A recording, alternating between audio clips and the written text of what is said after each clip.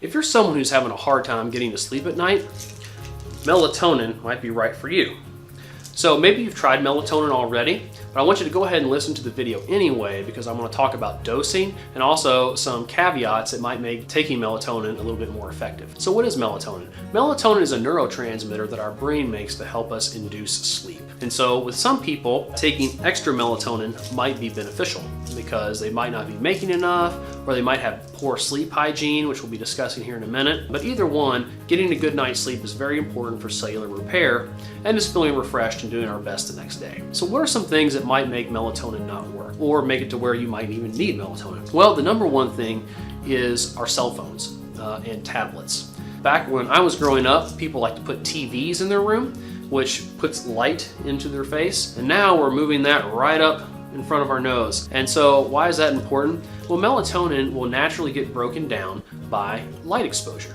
This is the way we were created. We were created to sleep at night and get up when the sun rises. And so our bodies are made to where melatonin is produced when we're in dark places, and it's also broken down when we're exposed to light. We make an enzyme that starts breaking down melatonin, so when we awake, we're nice and clear-headed. And then when it gets dark, we're gonna go to sleep. But we've augmented that now because we have lights coming down throughout the day. When the sun goes down, we keep our lights on, and then we go to get in the bed, and back in my day, we turn the TV on and watch that, and now we pull the tablet up and put it right in front of our face and expose our face to a bunch of light, which is breaking down the melatonin. So the biggest thing you can do to try to help your sleep is to shut everything off and get your room as quiet as possible and as free from light as possible. Sometimes even a night light can be enough to cause your body to start breaking down melatonin.